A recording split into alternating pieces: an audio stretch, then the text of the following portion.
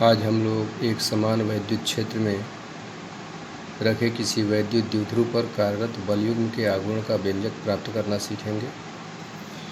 इसके लिए एक समान वैद्युत क्षेत्र की तीव्रता है जिसको हम लोग समानांतर लाइन से प्रदर्शित किए हुए हैं। इस एक समान विद्युत क्षेत्र की तीव्रता में कोई एक वैद्युत द्विध्रुव है जो प्लस क्यू और माइनस क्यू आवेश से बना है और जिसके बीच की दूरी 2L है। उसको इस वैद्युत क्षेत्र कैपिटल E वेक्टर से थीटा कोण पर रखा गया है। अब विद्युत क्षेत्र में जब कोई भी आवेश होता है तो उस आवेश पर एक बल कार्य करता है और यह नियम है कि अगर आवेश प्लस होता है तो उस पर लगने वाला बल उस वैद्युत क्षेत्र के दिशा में होता है और अगर आवेश माइनस होता है तो उस पर लगने वाला बल वैद्युत क्षेत्र के दिशा के विपरीत होता है। चूँकि इस द्विध्रुव में भी एक धन आवेश है एक ऋण आवेश है, तो धन आवेश पर लगने वाला बल वैद्युत क्षेत्र की दिशा में होगा जिसकी वैल्यू होगी F = Q × E। Minus Q आवेश पर जो बल लगेगा उसकी भी वैल्यू F = Q × E ही होगी, लेकिन चूँकि माइनस आवेश है इसलिए लगने वाला वैद्युत बल विद्युत क्षेत्र के दिशा के विपरीत होगा। अब इस प्रकार हम लोग इस चित्र में देख रहे हैं कि द्विध्रुव पर दो बराबर बल परस्पर विपरीत दिशाओं में लग रहे हैं और जब किसी भी वस्तु पर दो बराबर बल परस्पर विपरीत दिशाओं में अलग अलग बिंदुओं पर लगते हों तो ऐसे बल एक बलयुग्म का निर्माण करते हैं और यह बलयुग्म जो है इस द्विध्रुव को विद्युत क्षेत्र में घुमाने का प्रयास करेगा। यह वाला बल इसको इधर घुमाने का प्रयास करेगा और माइनस क्यू आवेश पर लगने वाला बल इस द्विध्रुव को इधर घुमाने का प्रयास करेगा और इस तरह यह घुमा करके इस पूरे द्विध्रुव को क्षेत्र के दिशा के समानांतर करने का प्रयत्न करेगा।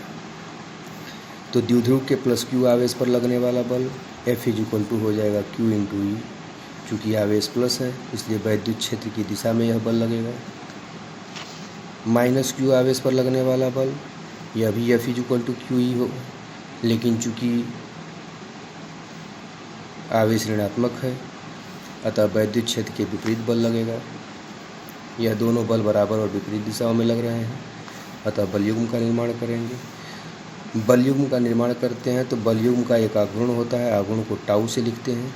बलयुग्म का आघूर्ण टाउ बराबर होता है बल गुणे बल युग्म के दोनों भुजाओं के बीच की लंबवत दूरी। बल की वैल्यू है F = QE। बलों के बीच की लंबवत दूरी यह BC। अब प्रश्न उठता है कि BC की वैल्यू कैसे निकालें। तो इस समकोण त्रिभुज ABC में इस समकोण त्रिभुज में sin थीटा = लंब बटा कर्ण यानी sin थीटा = BC/AB। इससे BC = हो जाएगा AC sin थीटा या BC = AC की वैल्यू है 2L। तो 2L sin थीटा, तो यहाँ पे वैल्यू रख देंगे। टाउ = F की वैल्यू है QE और BC की वैल्यू हो गई 2L sin थीटा। इसको कर देंगे समीकरण नंबर 1। अब हम जानते हैं कि Q × 2L इसकी वैल्यू होती है P, जिसको कहते हैं वैद्युत द्विध्रुव आघूर्ण। तो समीकरण 1 में इसका मान रख दें। मान रखेंगे तो हो जाएगा टाउ = Q × 2L यानी P E sin थीटा और यह जो है द्विध्रुव पर कार्यरत बलयुग्म के आघूर्ण का व्यंजक है। इस सूत्र में यह स्पष्ट है कि बलयुग्म का आघूर्ण द्विध्रुव के क्षेत्र की दिशा से जो कोण थीटा बन रहा है यह कोण थीटा, इस पर जो है बलयुग्म का आघूर्ण निर्भर करता है। थीटा का मान घटने बढ़ने से टाउ का मान भी घटेगा और बढ़ेगा।